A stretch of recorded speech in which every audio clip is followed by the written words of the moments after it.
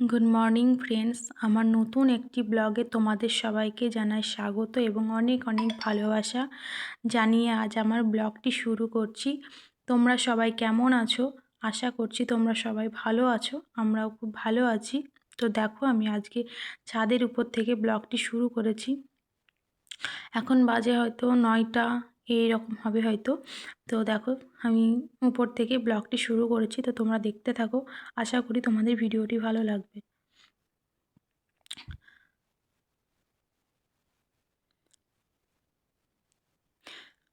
আজকে আমি তোমাদের সাথে শেয়ার করব আমার নিচের রুমটা। নিচের দুটো রুম আছে, সেই রুমগুলো তোমাদের সাথে শেয়ার করব। তো দেখো, এই বাড়িটা হচ্ছে আমাদের স্বপ্নের বাড়ি। অনেক কষ্টে বানিয়েছি এই বাড়িটা আমরা। তোমাদের সাথে আজকে শেয়ার করব, যতটুকু পেরেছি আমি করেছি। তো অন্য একদিন ভালো করে ভিডিও দেব, তোমাদের দাদাভাই আসবে তারপরে। তো দেখো, এটা হচ্ছে আমাদের একটা বেডরুম। এই দেখো তোমার দাদা আর আমার ফটো। এখানে মাহি আছে, মৌ আছে। তো সঙ্গে পুরো ঘরটা আমি গুছিয়ে নিয়েছি। তোমাদের গোছানোই থাকে, প্রত্যেক দিন একটু করে পুছে টুছে নিলেই হয়ে যায়। আমি তো সবসময় ঘর গুছিয়েই রাখি, নোংরা করে রাখি না কখনো, ভালো লাগে না। তোমরাও অনেকে বলো যে দিদিভাই তোমার ঘরগুলো আমাদের খুব ভালো লাগে। আমারও খুব ভালো লাগে, কারণ সত্যি আমি আমি নিজেই খুব ভালোবাসি আমার এই ঘরগুলোকে। তো ওই বেডরুমটা তো দেখিয়ে দিলাম, আর এটা হচ্ছে অন্য একটা বেডরুম। তো দেখো, এই রুমটাও তোমাদের দেখিয়ে দিচ্ছি। দেখো, এই যে দেয়াল আলমারিটা বলে, এইটাতে আমার পুরোটা ঠাকুর দিয়ে ভরা পুরো। কারণ আমার ঠাকুর খুব ভালো লাগে। আমি যেখানেই যাই না কেন, কোনো মেলাতে গেলেও যেখানেই যাই না কেন, আমি ওখান থেকে ঠাকুর নিয়ে আসি। আমার ঠাকুর খুব ভালো লাগে। দেখো, পুরোটাতে ঠাকুরে ভরা, দেখেছো? আর এই যে শোকেসের উপরে একটা বুদ্ধ মূর্তি আছে, দেখেছো? তো চলো, এই ঘরটাও তোমরা দেখে নাও কেমন লাগছে। ঘর গোছানো থাকলে তবেই না সেই ঘরে থাকতে ভালো লাগে, তাই না বলো? এই দেখো, সিলিংটা শুধু দেখিয়ে দিয়েছি। তো আমার তো ভালো লাগে আমাদের ঘর, আমাদের নিজেদের ঘর আমাদের তো ভালো লাগবে, যেমনই হোক, সেটা নিজের বলে কথা। তোমাদের কেমন লাগছে তোমরা আমাদের কমেন্টে বলো।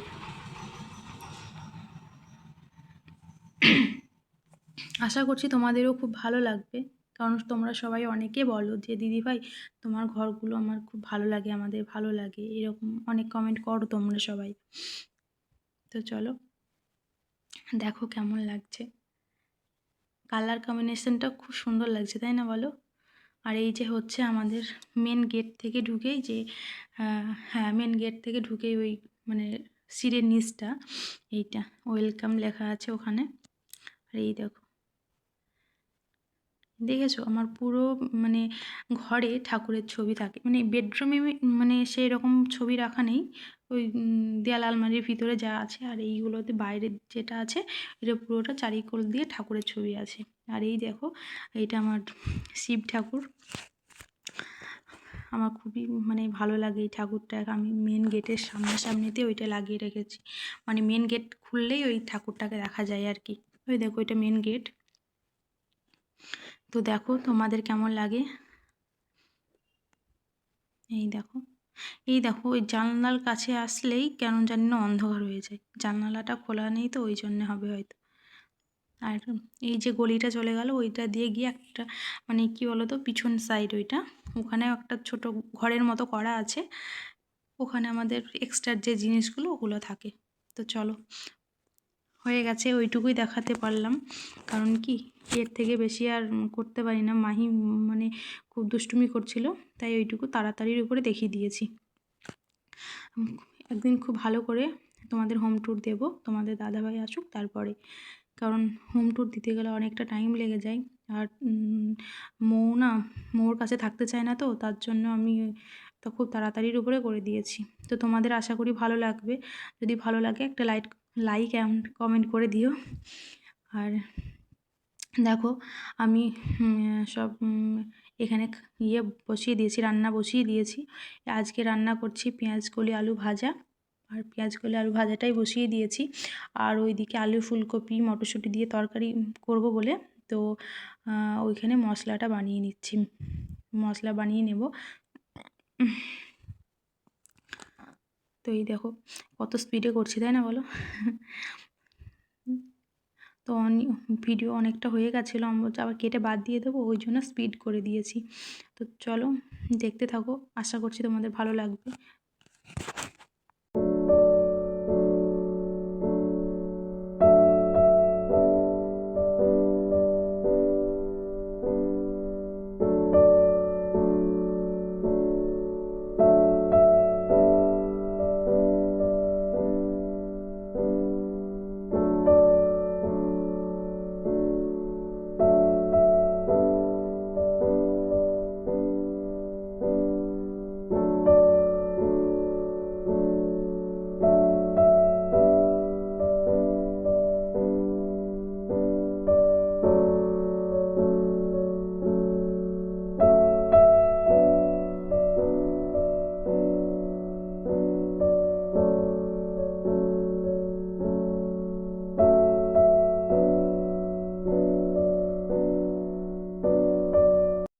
দেখো প্রায় আমার পেঁয়াজ কলি আলু ভাজাটা হয়ে এসছে। আমি ওইদিকে মটরশুঁটিটা ধুয়ে রেখে দিলাম। তো এইদিকে আবার প্রায় হয়ে এসছে, এবার এটাকে নামিয়ে নেওয়ার পরে আমি ওই ফুলকপি আলু তরকারিটা দিয়ে দেবো। হ্যাঁ, কী বলো তো, কড়াইটা না নড়ছিল, ওই জন্য আমি আবার সাঁড়াশিটা দিয়ে ভালো করে তাই ধরেছি, না হলে পরে যদি পড়ে যায়। তো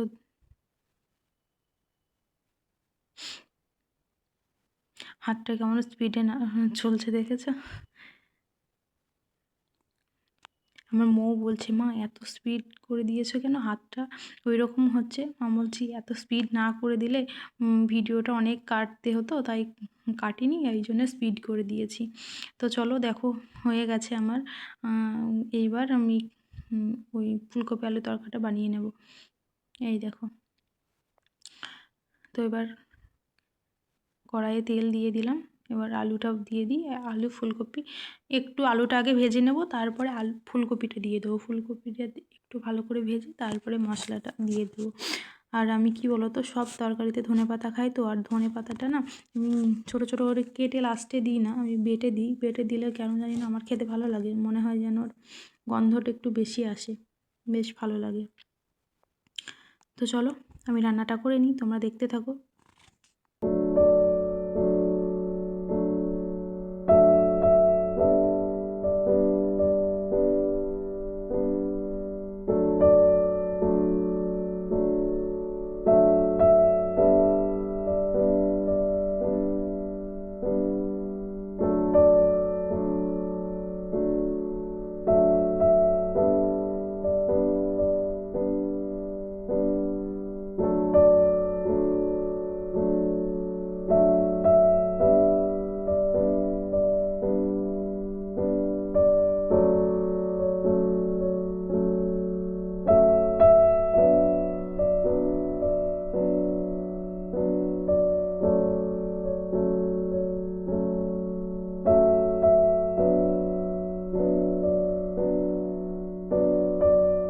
চলো মশলা তো দিয়ে দিয়েছি, তারপর মটরশুঁটিটা ঢেলে দিলাম। এবার ভালো করে কষিয়ে নেব। মশলার সাথে ভালো করে না কষলে না কেমন যেন একটা গন্ধ লাগে, তাই না বলো? তো দেখো এবার হলুদ লবণ সব দিয়ে আর একটু ভালো করে কষিয়ে নেব। তো আমরা এই তরকারিতে চিনি দেবো, একটু হালকা সামান্য একটু চিনি দেবো, কারণ টমেটো দিয়েছি তো, নাহলে একটু টক টক লাগে। তো সামান্য একটু চিনি দিয়ে দেবো, দিয়ে ভালো করে কষিয়ে নিয়ে ওই দেখো চিনিটা দিয়ে দিলাম। তো আবার একটু ভালো করে কষিয়ে নেব, কষিয়ে নিয়ে তারপরে জল ঢেলে দেব। আর এখনকার নতুন আলুগুলো না কি বলো তো, যখন রান্নাটা করি তখন খুব সুন্দর সিদ্ধ হয়ে যায়। সেদ্ধ হয়ে যাওয়ার পর মানে পরে যদি খেতে চায় না, খেতে গিয়ে দেখি না একটু শক্ত হয়ে গেছে। তো দেখো এইদিকে আমি কষিয়ে নিচ্ছি।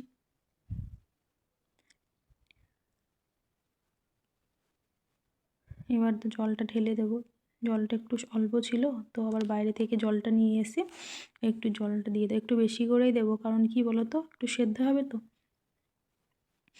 সেদ্ধ হতে গেলে তখন আবার জলটা মরে যাবে, তাই একটু জলটা বেশি করেই দেবো। তো চলো, এদিকে আমি কি বলো তো এই রান্নাটা বসিয়ে দিয়েছি, একটু টেস্ট করে লবণ হয়েছে কিনা দেখে নিলাম। তো লবণটা যদি কম থাকে আমি আবার এখানে দিয়ে দেবো। আর এইটাকে সেদ্ধ হতে দিয়ে আমার কিছু বাসন আছে, বাসনটা নিয়ে আমি কলপাট থেকে মেজে আসবো, কারণ এখানে মাজবো না, আমার এখান থেকে ভালো লাগে না খুব একটা। মাজি না তা না, তো বাইরে থেকে বেশি পরিষ্কার করি। তো চলো এটা হতে থাক, আমি ততক্ষণ বাইরের কাজগুলো সেরে নিই। তো দেখো আমি ওখান থেকে তো থালা বাসনগুলো ধুয়ে নিয়ে চলে এসেছি, ধুয়ে নিয়ে আসার পর এইটা দেখলাম যে হয়ে গেছে। তো এখানে এবার একটু শাহি গরম মশলা দিয়ে দিয়েছি, শাহি গরম মশলা দিয়ে দিয়েছি, এবার এটাকে নামিয়ে নেব। এটা হয়ে গেছে, একটু সামান্য একটু ঝোল রেখেছি, কারণ কারণ আলুগুলো প্রায় সব গলিয়ে দিয়েছি, তো তাই ঝোল রেখেছি, তারপরে ঝোলটা গাঢ় হয়ে যাবে, না হলে না ওই একেবারে মানে ঝোলটা কমিয়ে দিলে তখন গিয়ে আর ঝোলই থাকে না। তো ঠিক আছে, তো দেখো কি রান্না করলাম, তো তোমাদের সাথে শেয়ার করেইছি, তবু একবার দেখে নাও। এই দেখো পেঁয়াজ কলি, আলু ভাজা, আর এই ফুলকপি আলু মটরশুঁটির তরকারি, ব্যাস আজকে এই আমাদের দুপুরের খাবার। আর ওইটাতে তো ভাত আছেই। তো চলো, আবার কখন এসছি বলো তো, সেই সন্ধ্যার সময় আজকে প্রচণ্ড ঠান্ডা করছিল, মানে পড়ছিল আর কি, তাই আজকে একটু সোয়েটারটা পরে নিয়েছি, না হলে আমার সোয়েটার পরতে ভালো লাগে না, চাদর গায়ে দিতেও ভালো লাগে না, সোয়েটার পরতেও ভালো লাগে না, তাই এত ঠান্ডা পড়ছিল আজকে সোয়েটার পরে নিয়েছি। তো এখন সন্ধ্যার সময় চা বানাবো, চায়ের সাথে একটু চাল ভাজা মাখাবো, তাই চাল ভাজাটা কেটে নিচ্ছি, কেটে মাখিয়ে নেব, আর বাকিটা কৌটোতে ঢেলে রাখবো। তো সন্ধ্যার সময় না অনেক দিন পর এভাবে চাল ভাজা খাচ্ছি, তো ভালো লাগে বেশ। আমি এইদিকে পেঁয়াজ লঙ্কা ধনেপাতা গাজর সব কিছু মানে কেটে নিয়ে এসে রেডি করে রেখে দিয়েছি। এইবার কি বলো তো, এইবার এই বাকিটা মাখিয়ে নেবার পর চা বানাবো। এই দেখো, তোমরাও নিশ্চয়ই সন্ধ্যার সময় এইভাবে চাল ভাজা কিংবা মুড়ি মেখে খাও। আমরাও অনেক দিন খাইনি, বৌদি এসেছিলো তখন খেয়েছিলাম, মনে হয় খেয়েছি, আর অনেক দিন খাওয়া হয়নি। দেখো একটু তেল লবণ ভালো করে মেখে নেবো মুড়ি মানে চাল ভাজাটা। বৌদি এসেছিলো তখন মানে এই চাল ভাজা মুড়ি এটা একটু কমই খাওয়া হয়েছে, তখন ওই সিঙাড়া চপ এগুলো একটু বেশি খাওয়া হয়েছে, কারণ নিয়ে আসা হতো, বৌদি যেত গিয়ে নিয়ে আসতো, কারণ এখন বৌদি নেই বা মানে কেউ নেই, তো ওই জন্য ওগুলো কম খাওয়া হয় আর কি। আবার যখন তোমাদের দাদা ভাই আসবে তখন আবার হয়, তখন প্রায় আনা হয়। তাছাড়া তোমাদের দাদা ভাই পছন্দ করে না বাইরের খাবারটা, ও বলবে কি বাড়িতে বানাও, সব কিছু বাড়িতে আমি এনে রেডি করে দেবো, কিন্তু বাড়িতে বানাতে হবে, কিন্তু আমার ওই খাবার একটুও ভালো লাগে না খেতে, বাইরের সে কবেকার তেল দেওয়া থাকে।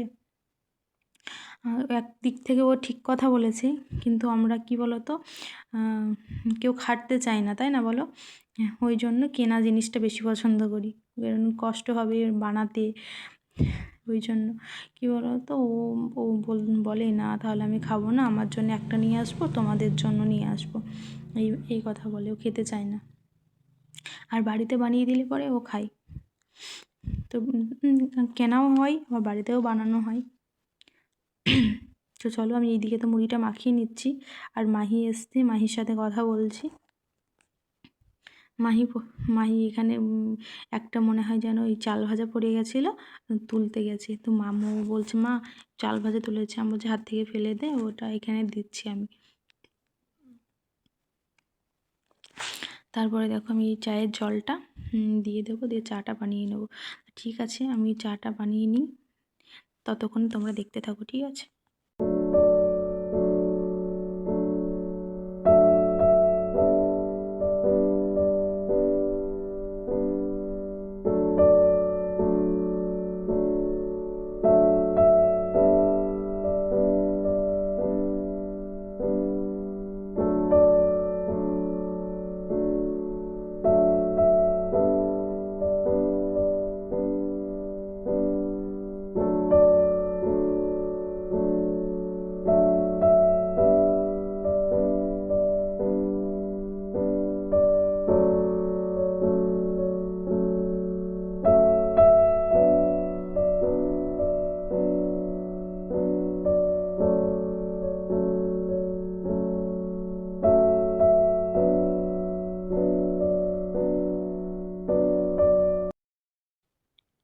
চলো আমি এখন একটু আদা দিয়ে দিচ্ছি। আদা দিয়ে দিলে না চাটা খেতে একটু বেশি ভালো লাগে, তাই না বলো? লাল চাতে একটু আদা, তেজপাতাটা খুব কম খাই, কারণ তেজপাতা আমার ভালো লাগে না, কিন্তু আদা দিলে ভালো লাগে। তো এখন চাটা বানিয়ে আমরা চাটা খেয়ে নেবো। আর ব্লগ শেয়ার করব না, কারণ খুব ঠান্ডা পড়ছে তো। তো আর মানে আর এগিয়ে নিয়ে যেতে ভালো লাগছে না, এখানেই শেষ করব। তো দেখো, তোমাদের যদি ভিডিওটা ভালো লাগে লাইক সাবস্ক্রাইব করে দিও। আর আবার নতুন ব্লগের সাথে তোমাদের দেখা হবে। তো আজকের মতো টাটা, গুড নাইট, তোমরা সবাই ভালো থেকো।